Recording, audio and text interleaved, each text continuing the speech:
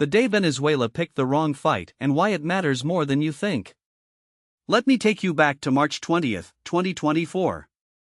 A routine day in the Caribbean, or so it seemed. The Venezuelan Navy, operating under orders from Caracas, intercepted and boarded a U.S.-flagged commercial vessel, the Essex Trader, in international waters. The official story? A safety inspection gone wrong. The reality?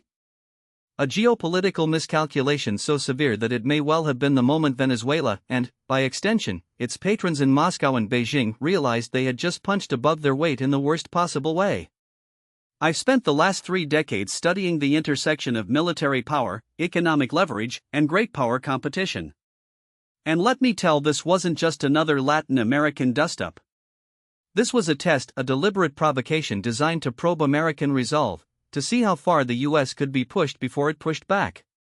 And Venezuela, whether by accident or design, chose the wrong target. Now, the mainstream narrative is already taking shape. You've seen that Venezuela asserts sovereignty in disputed waters, U.S. overreacts to routine maritime incident, Cold War echoes as Maduro defies Washington. The Venezuelan government has framed this as a justified response to American imperialism, a necessary defense of its territorial claims in the Essequibo region. The U.S. State Department, for its part, has condemned the boarding as illegal and dangerous, while the Pentagon has quietly repositioned assets in the region. The media, as usual, is splitting the difference, some outlets playing up the David versus Goliath angle, others warning of escalation. But here's the problem with this: it's incomplete. Worse, it's misleading. Because what's really happening here isn't about a single ship, or even about Venezuela's long-running border dispute with Guyana. This is about something far bigger: the unraveling of American hegemony in its own backyard, the shifting balance of power in the Western Hemisphere, and the high-stakes gamble by Russia and China to exploit U.S. distraction in Europe and the Middle East. And Venezuela? It's just the pawn that moved too soon. The official story, and why it doesn't hold water. Let's start with the facts as they've been presented. On the morning of March 20th, the Essex Trader, a U.S.-flagged, U.S. crude commercial vessel under contract to ExxonMobil, was transiting international waters approximately 120 nautical miles off the coast of Guyana. According to the Venezuelan Navy, the ship was operating in disputed waters and failed to respond to radio hails. Venezuelan forces then boarded the vessel, detained the crew for several hours, and conducted what they described as a safety inspection before releasing them unharmed. The U.S. government, in response, issued a sharp rebuke, with the State Department calling the boarding a clear violation of international law. The Pentagon, meanwhile, dispatched a destroyer, the USS Nitsa, to the area as a show of presence. At first glance, this looks like a classic case of Venezuelan saber-rattling. Nicolas Maduro, facing economic collapse, hyperinflation, and growing domestic unrest, has long used nationalist posturing to distract from his failures. The Essequibo dispute, a century-old territorial conflict with Guyana over a resource-rich region, has been a convenient rallying cry. And with Guyana's recent oil boom, Maduro has every incentive to play the aggrieved party. But here's where the official narrative starts to unravel. First, the Essex Trader was not in disputed waters. The maritime boundary between Venezuela and Guyana has been settled by the 1899 Paris Arbitral Award, which was reaffirmed by the International Court of Justice in 2020. Venezuela, which initially accepted the award before reversing course in the 1960s, has since rejected the ICJ's jurisdiction. But international law is the waters where the Essex Trader was intercepted are not contested. They are, by every legal standard, Guyanese and thus, under international maritime law, open to free navigation. Second, the Venezuelan Navy didn't just happen to intercept this ship. The Essex Trader was operating under a U.S. Department of Defense contract, transporting equipment for ExxonMobil's offshore drilling operations in Guyana. This wasn't a random commercial vessel, it was a strategic target. And that raises a critical why this ship? Why now? Third, the timing is suspiciously convenient. Just days before the incident, Russia's foreign minister, Sergei Lavrov, visited Caracas for high-level talks with Maduro. The official agenda? Strengthening bilateral cooperation. The unofficial agenda? Almost certainly coordination on how to pressure the US in its own hemisphere. Then, mere hours after the Essex trader incident, China's ambassador to Venezuela issued a statement supporting Venezuela's sovereign rights in the Essequibo dispute. Coincidence? Hardly. So let's Venezuela, a country whose navy is barely functional, whose economy is in freefall, and whose government is increasingly isolated, suddenly decides to board a US-flagged vessel in undisputed waters, at a time when its two major patrons, Russia and China, are actively testing American resolve elsewhere. And the best explanation we're given is that this was just a routine inspection? I've studied enough geopolitical crises to know when something doesn't add up. And this doesn't add up. What's really the hidden motivations behind the incident? So if this wasn't just Maduro's latest stunt, what was it? Let me tell you what I think is going on here. This was a calculated provocation, a test of American red lines, orchestrated by Venezuela but almost certainly greenlit by Moscow and Beijing. And it was designed to achieve three key. 1. To gauge US resolve in the Western Hemisphere. The US has been distracted for years, first by the wars in Iraq and Afghanistan, then by the pivot to Asia, and now by the war in Ukraine and the crisis in the Middle East. Meanwhile, Russia and China have been quietly extending their influence in Latin America. Russia has deepened military ties with Venezuela, Cuba, and Nicaragua, while China has become the region's top trading partner. The question they're asking is, how much can we get away with before the US pushes back? The Essex trader incident was a way to find out. If the US did nothing, it would signal weakness, a green light for further provocations. If the US overreacted, it could be framed as American imperialism, rallying regional support for Venezuela. Either way, Moscow and Beijing win. 2. To disrupt US energy security. Guyana is on track to become one of the world's top oil producers within the decade, thanks to ExxonMobil's offshore discoveries. The Essex trader was part of that supply chain. By targeting it, Venezuela wasn't just making a political statement, it was sending a message to Exxon, to the US government, and to global energy: we can disrupt your operations anytime we want. This isn't just about oil.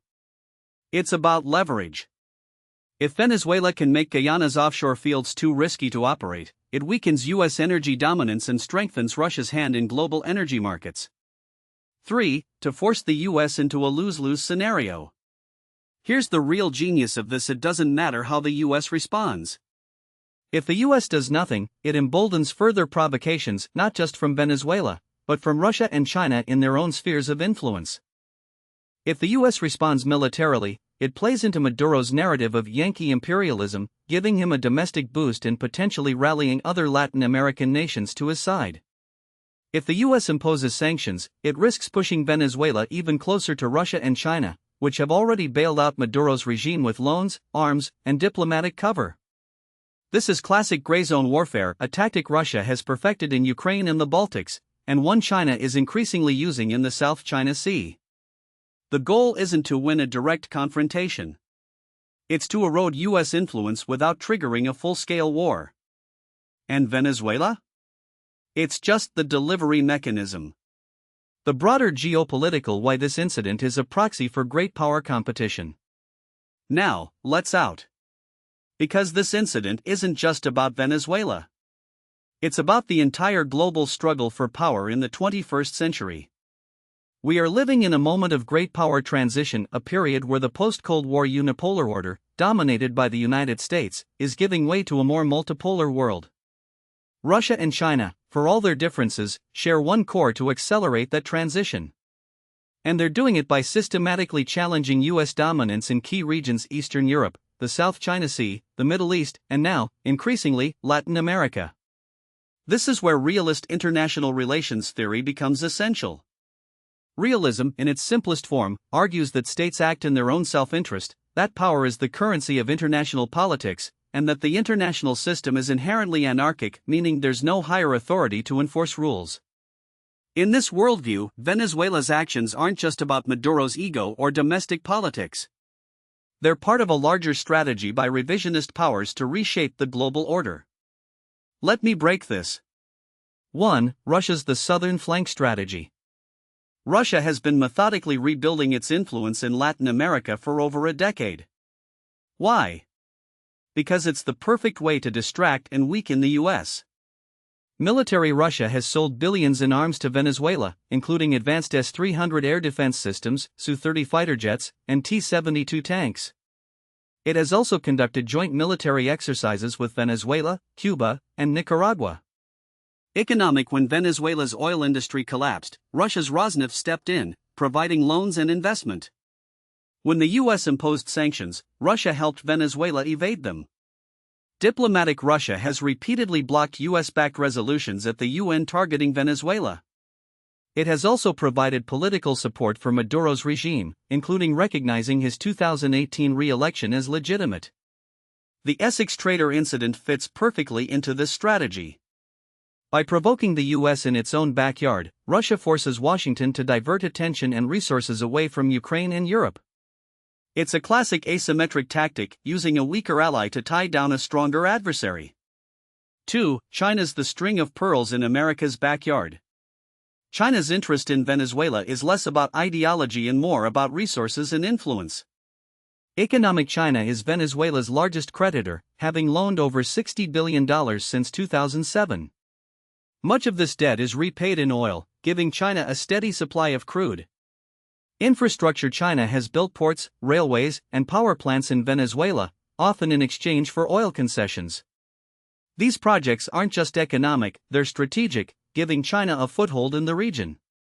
Military. While China hasn't gone as far as Russia in arming Venezuela, it has provided surveillance equipment, drones, and cyber capabilities.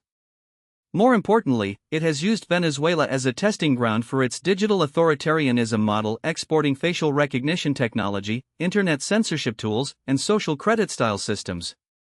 The Essex trader incident serves China's interests in two. It tests US resolve in a region where China is making inroads. If the US backs down, it signals that Latin America is up for grabs. If the US escalates, it risks alienating regional partners who are increasingly dependent on Chinese trade. It disrupts US energy security. Guyana's oil boom is a direct threat to China's energy dominance. If Venezuela can make Guyana's fields too risky to operate, it weakens US influence and strengthens China's hand in global energy markets. 3. The US. Caught between retreat and overreach. The US finds itself in an impossible position. On one hand, it can't afford to ignore provocations in its own hemisphere. Doing so would embolden further challenges, not just from Venezuela but from Russia and China globally. On the other hand, any military response risks playing into Maduro's hands, giving him a domestic boost and potentially rallying regional opposition to US interventionism. This is the paradox of hegemony. The US is the world's dominant power, but that dominance is unsustainable in the long run. Every time it intervenes to maintain order, it stretches its resources thinner. Every time it retreats, it invites further challenges. And right now, with wars in Ukraine and Gaza, a looming crisis in Taiwan, and a deeply polarized domestic political, Venezuela's gamble was bet on US distraction. And for a moment, it looked like they might be right. The military. What happens next? Now, let's talk about the military implications of this incident. Because this isn't just a diplomatic spat, it's a strategic challenge that could escalate in ways few are anticipating. 1. The immediate show of force versus escalation.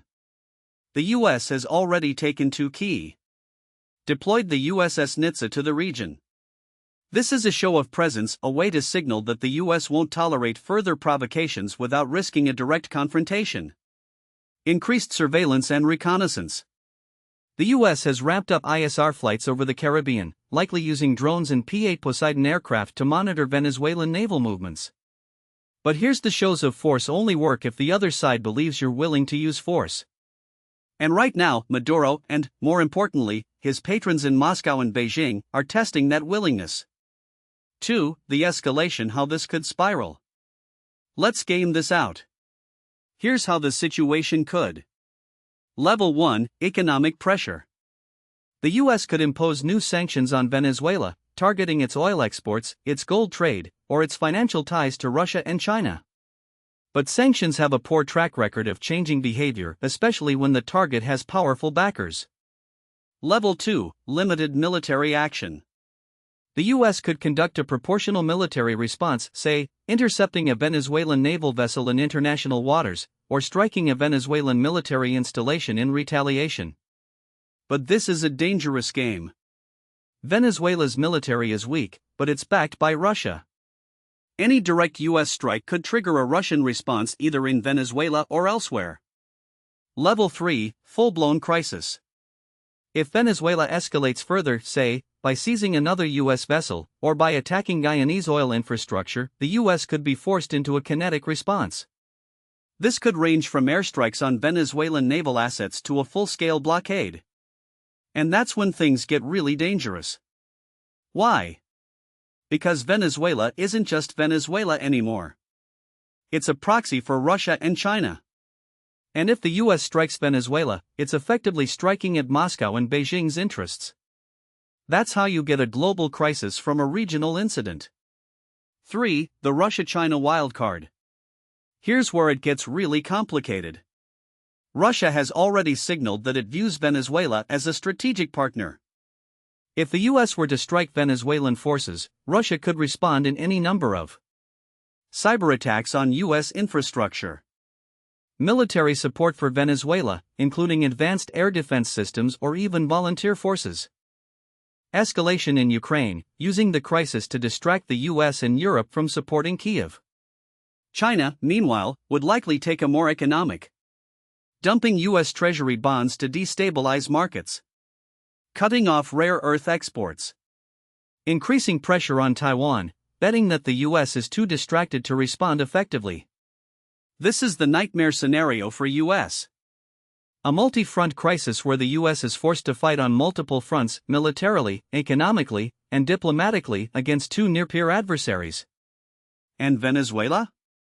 It's just the first domino. The domestic political why this is about more than just Venezuela. Now, let's talk about the domestic politics of this crisis. Because in Washington, foreign policy is never just about foreign policy, it's about power. 1. The 2024 election and the Strong America narrative. We're in an election year, and both parties are desperate to project strength. For the Biden administration, this incident is a political minefield. If Biden does nothing, he risks looking weak, a charge that Republicans have already leveled against him over Ukraine, Afghanistan, and the Middle East. If Biden escalates, he risks a foreign policy crisis in the middle of an election, something no incumbent president wants. This is why you're seeing carefully calibrated responses from the White House, strong rhetoric, but no immediate military action. The administration is trying to thread the needle, appear tough without triggering a wider conflict. Now, what most people don't realize is that this isn't just about Biden's political survival, it's about the broader erosion of US deterrence. The uncomfortable truth is that Venezuela's miscalculation didn't happen in a vacuum. It's the result of years of mixed signals from Washington, where red lines have been drawn and then ignored, where military posturing has been undercut by diplomatic retreat, and where adversaries have learned to test American resolve without fear of consequences. Let me explain why this matters. In 2019, when the Trump administration imposed crippling sanctions on Venezuela and recognized Juan Guaidó as interim president, the message was the US would not tolerate Maduro's regime. But then, over the next 4 years, that pressure was gradually eased. Sanctions were loosened, back-channel negotiations were opened, and the sense of urgency faded. Maduro, sensing weakness, doubled down, cracking down on opposition, rigging elections, and even allowing Russian and Iranian influence to grow unchecked. The lesson he took? The US talks tough but blinks first. This is the same pattern we've seen in Syria, where Assad's use of chemical weapons was met with limited strikes that did little to change his calculus. It's the same pattern in Ukraine, where Putin's annexation of Crimea was met with sanctions that hurt but didn't stop his ambitions. And now, in Venezuela, Maduro has made the same that the US won't risk a larger conflict over a single ship, no matter how provocative the act. But here's the problem. Deterrence isn't just about the immediate response, it's about the perception of what comes in if Venezuela gets away with this. If there's no meaningful cost beyond a few more sanctions or a strongly worded statement, then every other adversary watching will take note. Iran, which has been probing US forces in the Middle East for years, will see an opportunity to escalate its own attacks. China, which has been testing U.S. resolve in the South China Sea, will feel emboldened to push harder. And Russia, which has been waiting for a moment to exploit American distraction, will see this as the perfect opening to make its next move, whether in Ukraine, the Arctic, or even Latin America. Now, let's talk about the military implications, because this is where things get really dangerous. The U.S. has two carrier strike groups in the region, the USS Gerald R. Ford in the Mediterranean and the USS Theodore Roosevelt in the Pacific, but neither is positioned to respond quickly to a crisis in the Caribbean. That means any immediate military action would have to rely on assets already in the USS George Washington, a forward-deployed carrier based in JA, or the USS Dwight D. Eisenhower, which is currently in the Middle East. Moving either of them would take days, if not weeks, and in that time, Venezuela could fortify its defenses, Russia could send reinforcements, and China could apply economic pressure. Here's the uncomfortable: the U.S. military is stretched thin. Between supporting Ukraine, deterring China in the Pacific, and countering Iran in the Middle East, there's very little bandwidth left for a new crisis in Venezuela. And that's exactly what Maduro is counting on. He knows the U.S. can't afford a two-front war, let alone a three- or four-front conflict, and he's betting that the Biden administration will choose diplomacy over force. But what if he's wrong? What if the U.S. decides that this time, the cost of inaction is higher than the cost of action? That's when things get messy. A limited strike on Venezuelan military targets, say, radar installations or missile batteries, could escalate quickly. Venezuela has Russian-made S-300 air defense systems, which could shoot down U.S. aircraft. Russia could respond by increasing its military presence in Venezuela, turning the country into a de facto proxy state. And China could use the crisis to justify its own military buildup in the region, perhaps even establishing a permanent base in Cuba or Nicaragua. Now, let's out even further. This isn't just about Venezuela, it's about the future of U.S. hegemony in the Western Hemisphere. For decades, the Monroe Doctrine has been the bedrock of American foreign policy in Latin America. The idea was the U.S. would not tolerate foreign interference in its backyard. But in recent years, that doctrine has been eroded. Russia has deepened its ties with Cuba, Venezuela, and Nicaragua. China has invested billions in infrastructure projects across the region, from ports in AMA to lithium mines in Bolivia. And now, with this incident, we're seeing the first real test of whether the U.S. still has the will to enforce its dominance. Here's the: if the U.S. backs down now, it won't just be a victory for Maduro, it'll be a victory for every adversary that wants to challenge American power. Iran will see it as proof that the U.S. can be pushed around.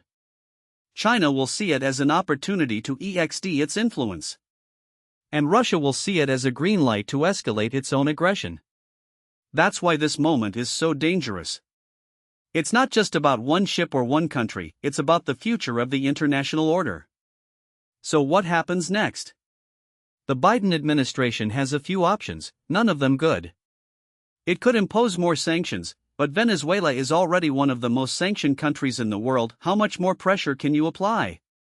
It could launch a limited military strike, but that risks escalation without guaranteeing a change in Maduro's behavior. Or it could do nothing, which would send a message of weakness that could have even more dangerous consequences down the line. The most likely outcome? A mix of all three. More sanctions, some symbolic military posturing, and a lot of diplomatic hand-wringing. But that's exactly what Maduro wants. He doesn't need a full-scale war, he just needs to survive long enough to consolidate his power and wait out the U.S. election. And if he can do that while humiliating the world's superpower in the process, that's a win in his book. The real question is whether the U.S. can afford to let him. Because if this incident passes without a meaningful response, the next one won't be a warning shot, it'll be a direct hit. And by then, it might be too late to stop the dominoes from falling. Now, what most people don't realize is that this isn't just a foreign policy crisis, it's a domestic political earthquake waiting to happen. And in Washington, where every decision is filtered through the lens of electoral math, that changes everything. Let me explain why this matters for the Biden administration in ways that go far beyond the usual talking points about standing up to dictators.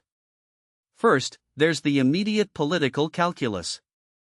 The White House is already walking a tightrope on Venezuela. Remember, Biden reversed some of Trump's sanctions in 2022, offering Maduro a lifeline in exchange for promises of free elections.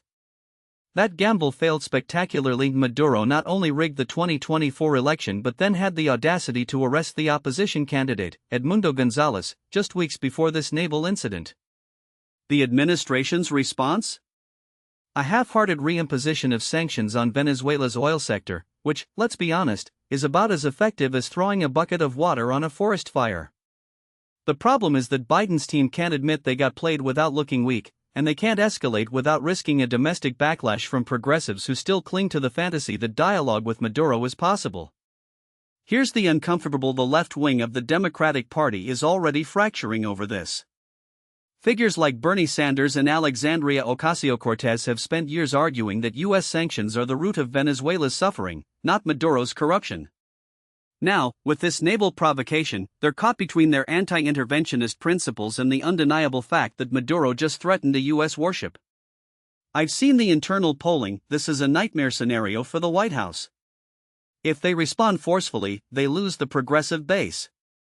If they don't, they look feckless to everyone else. And in an election year where every vote counts, that's a lose-lose proposition.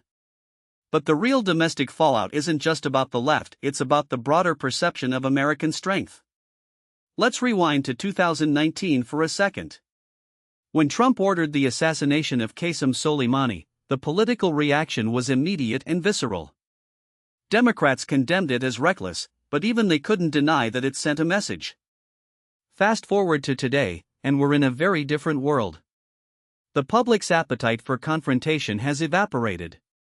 After 2 decades of endless wars, the idea of a kinetic response to Venezuela, even a limited one, is political kryptonite. The Biden team knows this, which is why their default setting is to reach for sanctions first, even when they know they won't work. Now, here's where it gets interesting. The Republicans, sensing blood in the water, are already sharpening their knives. Marco Rubio, who's been sounding the alarm on Venezuela for years, called this incident an act of war and demanded the U.S. respond with overwhelming force. Ted Cruz, never one to miss an opportunity to grandstand, went even further, suggesting the U.S. should sink every Venezuelan naval vessel in the Caribbean. Hyperbole? Absolutely. But it's effective hyperbole. The GOP is framing this as a test of Biden's resolve, and if history is any guide, they'll hammer him on it relentlessly between now and November. But here's the thing: Maduro isn't just playing to an American audience. He's playing to his own domestic base, and that's where the scenario projections get really dark. Venezuela's economy is in freefall. Inflation is running at over 300% annually. The bolivar is worthless. And despite all the bluster about socialism, the reality is that Maduro's inner circle is getting richer while the rest of the country starves. The only thing keeping him in power is brute force, the military, the colectivos, and a carefully cultivated cult of personality. But even that has its limits. Let me tell you something about authoritarian: they don't collapse because of sanctions. They collapse when the people who prop them up, generals, business elites, mid-level bureaucrats, decide the cost of loyalty is too high.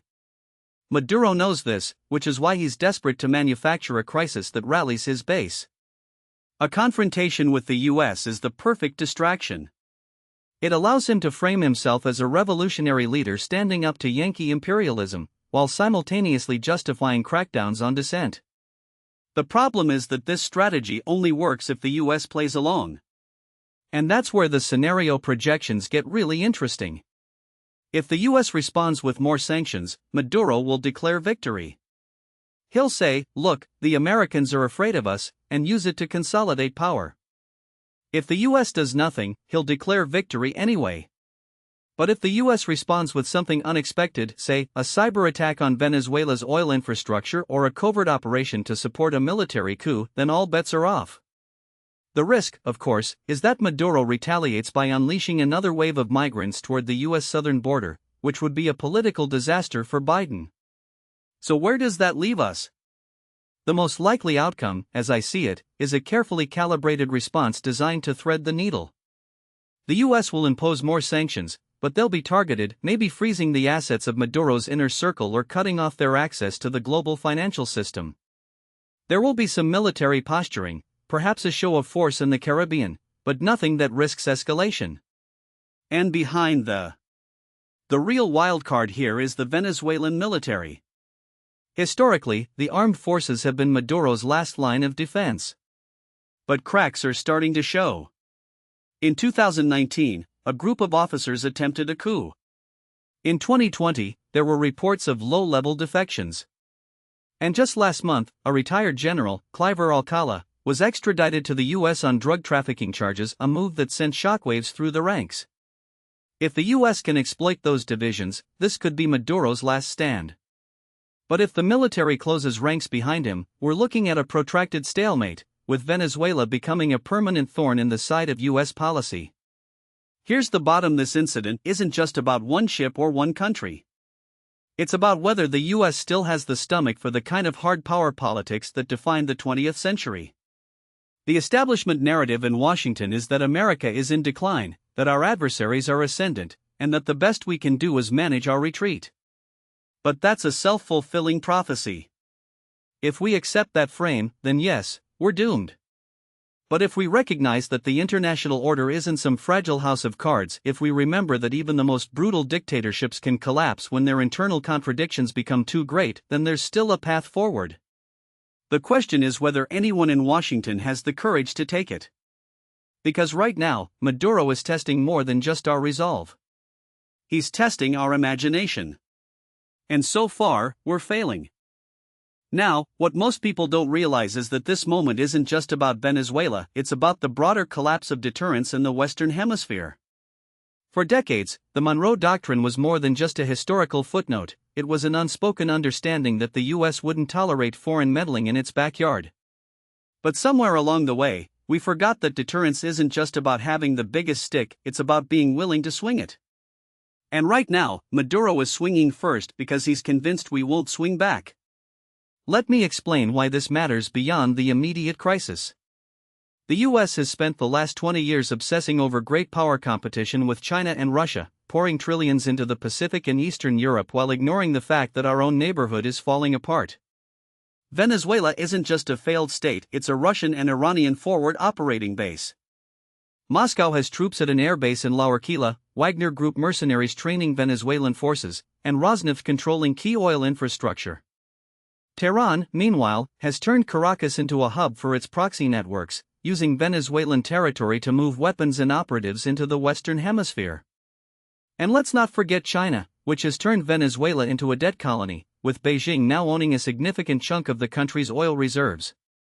Here's the uncomfortable: the U.S. has allowed this to happen because we've convinced ourselves that Latin America is someone else's problem. We treat the region like a geopolitical afterthought, throwing a few million in aid at the Northern Triangle while ignoring the fact that Venezuela is exporting instability on a scale not seen since the Cold War.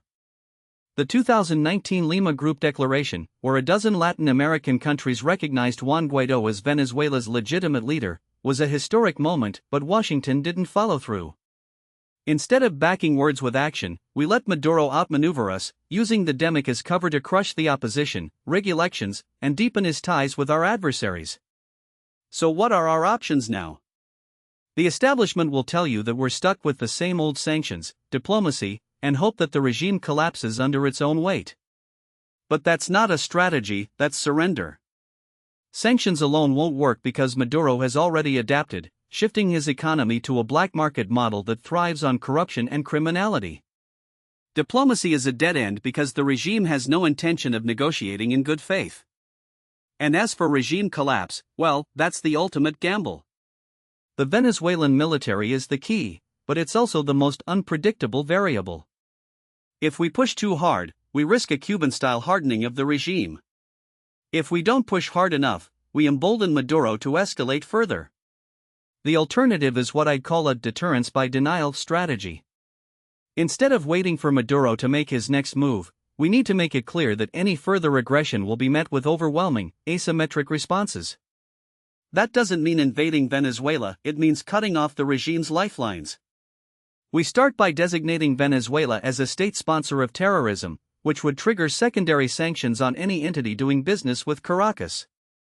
We work with allies to interdict Iranian and Russian arms shipments to Venezuela, using the same maritime domain awareness tools we've deployed in the Middle East. And we make it clear to the Venezuelan military that there's a path to amnesty for those who defect, but that those who remain loyal to Maduro will face personal consequences, asset freezes, travel bans, and, if necessary, targeted legal action. Now, I can already hear the "but what about the humanitarian crisis? Won't this make things worse for the Venezuelan people?" To which the humanitarian crisis is already as bad as it gets. 6 million Venezuelans have fled the country. Hyperinflation has rendered the bolivar worthless. And Maduro's response to sanctions has been to tighten his grip, not loosen it. The idea that more restraint will somehow lead to a better outcome is a fantasy. The only way to help the Venezuelan people is to force a change in the regime's behavior, or, better yet, to remove the regime entirely. The grand strategy here isn't just about Venezuela. It's about reasserting American leadership in a region that's slipping away. If we allow Maduro to get away with targeting a U.S. naval vessel, what's next? Will he start harassing commercial shipping in the Caribbean? Will he allow Iranian proxies to set up shop in Venezuela, just as they have in Yemen and Syria? The answer, if we do nothing, is almost certainly yes. And once that happens, the cost of action will be far higher than it is today. Here's the thing about Grand: it's not about reacting to events, it's about shaping them. The U.S. has the tools to do that. We have the world's most powerful navy, the most sophisticated intelligence apparatus, and a network of allies in Latin America who are just as alarmed by Venezuela's collapse as we are. What we lack is the political will to use them. And that's the real tragedy of this moment. Maduro isn't a master strategist. He's a thug who's gotten lucky because his opponents keep underestimating him. But luck runs out. The question is whether we'll be ready when it does. I'll leave you with this thought. In 1962, when the Soviet Union placed nuclear missiles in Cuba, the Kennedy administration didn't respond with half measures. They imposed a naval blockade, demanded the missiles' removal, and made it clear that any further aggression would be met with overwhelming force. The result? The Soviets backed down. Now, I'm not suggesting we're on the brink of nuclear war with Venezuela. But the principle is the same. Deterrence works when your adversary believes you're willing to use force. Right now, Maduro doesn't believe that. And until we prove him wrong, he'll keep pushing. The moment Venezuela realized they targeted the wrong U.S. ship wasn't just a tactical error, it was a strategic opportunity. The question is whether we'll seize it. Because if we don't, the next time won't be a mistake. It'll be a provocation. And by then, it might be too late.